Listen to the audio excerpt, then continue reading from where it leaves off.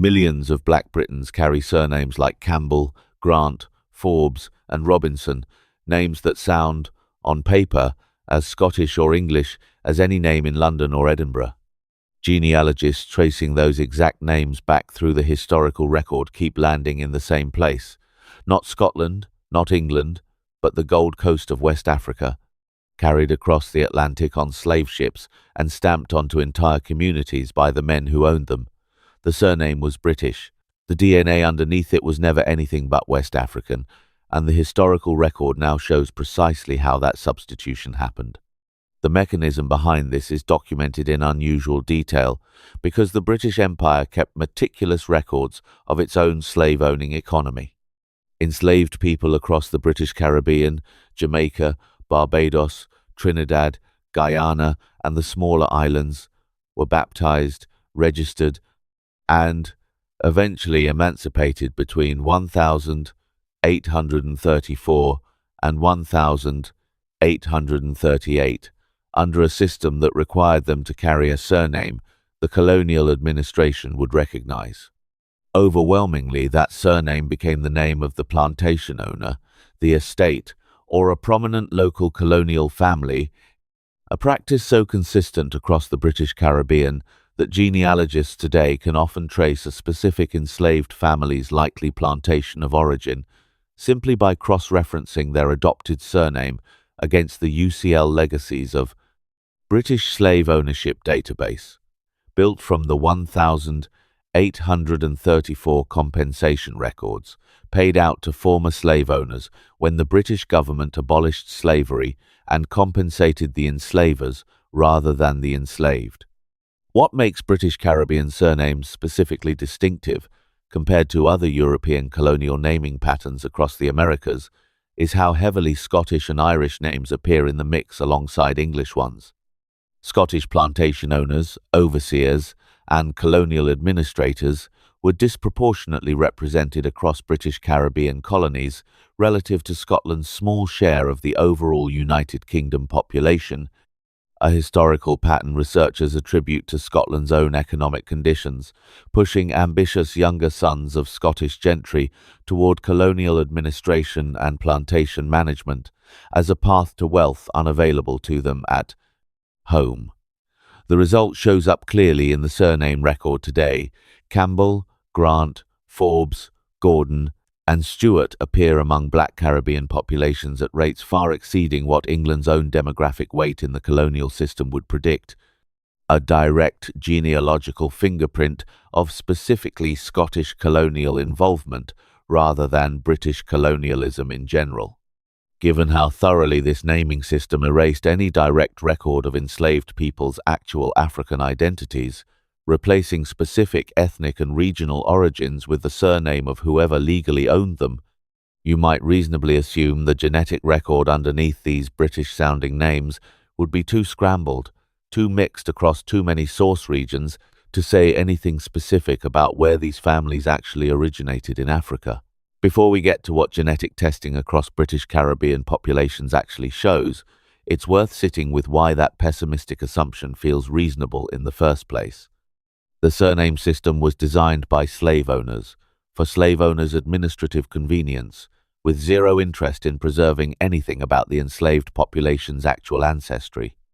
If any historical naming system seems built specifically to erase genetic traceability, this is it.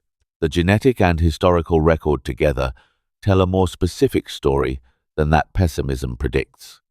Y chromosome and mitochondrial DNA studies of Caribbean populations descended specifically from British colonial slave trading networks show a documented preference among British colonial buyers for enslaved people from the Gold Coast and Windward Coast of West Africa, present-day Ghana and the surrounding region, over enslaved people from Central African regions like Angola, a documented purchasing pattern reflecting specific skill preferences British planters held, particularly for agricultural expertise in crops British colonies depended on.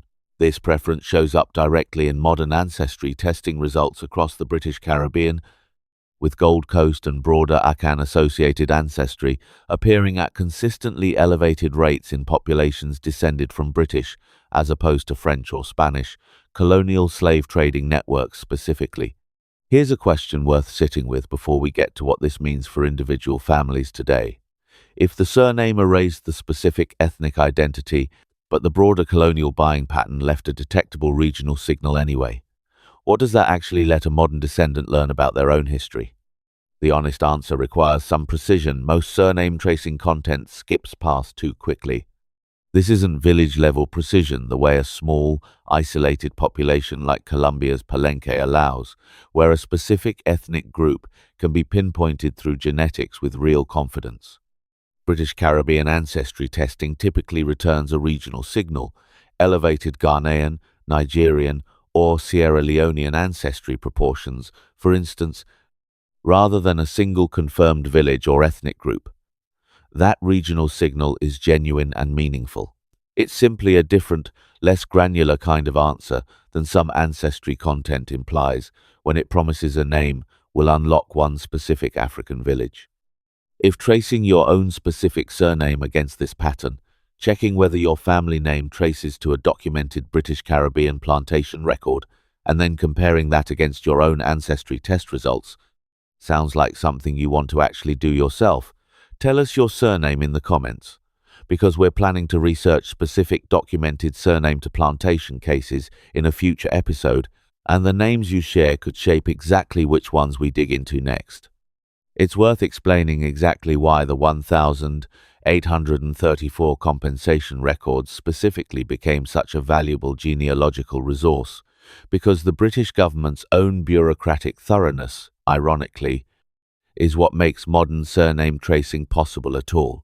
When Parliament abolished slavery across the British Empire, it authorised £20 million, an almost unimaginable sum at the time, to compensate slave owners for what the law treated as their financial loss, a sum that required the government to compile exhaustive documentation, identifying exactly who owned which enslaved people, on which estates, across every British Caribbean colony, in order to calculate and distribute the payments correctly.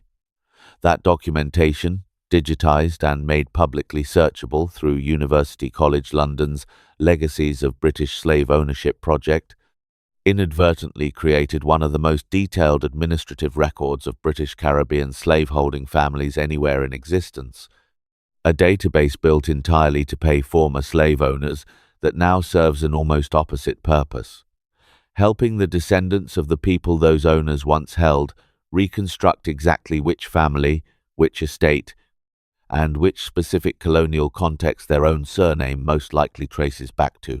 There's a further irony worth sitting with here, because the £20 million paid to former slave owners in 1834 wasn't fully paid off by British taxpayers until 2015, a debt that ran quietly in the background of the British national budget for over a century and a half after the people it compensated had already died.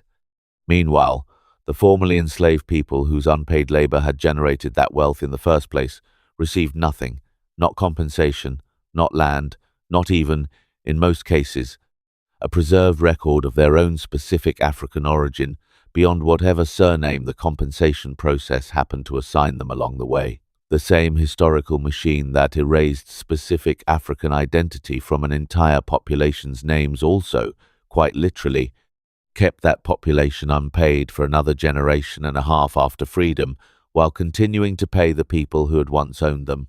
It's worth being honest about how this plays out at the level of individual names, because the pattern is genuinely useful without needing to overstate what any single surname alone can prove. Distinctly Scottish clan names like Campbell, Grant, and Forbes are documented in the UCL Legacies of British Slave Ownership compensation records as belonging to specific families with recorded Caribbean plantation holdings, and genealogists researching individual family lines can, in many cases, cross-reference a specific enslaved ancestor's baptismal or emancipation record against those same families' estate documents. More common English surnames like Robinson and Brown prove harder to trace to any single plantation this way, precisely because they were common names independently adopted by unrelated families across multiple islands. That's the honest nuance worth sitting with. Some names offer a real, researchable path back to a specific documented estate. Others only reliably point toward the broader British colonial system as a whole, and knowing which category a name falls into is itself useful information that a proper genealogical search, rather than a surname alone, can actually help determine. There's a stranger layer to this story worth adding, because the genetic exchange was never actually a one-way system, despite everything the surname records suggest. Genetic researchers studying the British Isles directly have documented cases of clearly African Y chromosome and mitochondrial haplogroups appearing in people who are, by every visible measure and generations of family self-identification, considered white British.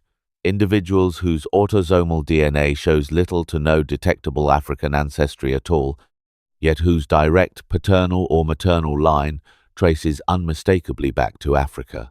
These cases likely trace to the same colonial-era contact the surname system emerged from, just running in the opposite genealogical direction, a reminder that the genetic exchange between Britain and its Caribbean colonies moved through family lines on both sides of the colour line, even when only one side's descendants ended up carrying the visible legacy in both name and appearance. For Black British communities today, particularly the Windrush generation and their descendants who form a substantial and long-established part of the United Kingdom's population, this layered naming history exists alongside a growing, active interest in genetic testing, specifically aimed at recovering what the surname system was built to erase. Genealogy services specializing in Afro-Caribbean family history have expanded specifically to meet this demand, combining documentary research into slave registers and compensation records with DNA testing to build a fuller picture than either source could provide alone. The surname points toward a British plantation. The DNA points toward a specific stretch of West African coastline. Neither piece of evidence alone tells the whole story, but together, they're finally letting families reconstruct a version of their history. The original naming system was explicitly designed to prevent anyone from ever putting back together. What this pattern proves, across millions of Black British families, rather than one isolated community, is that a surname assigned for administrative convenience 2 centuries ago never had the power to actually determine where a family's ancestry came from. It only had the power to obscure it for a while. The name still read as Scottish, English, sometimes Irish. The genome underneath them has been West African the entire time, waiting for genetic testing to finally catch up to what the historical record, read carefully enough, had already been quietly suggesting all along.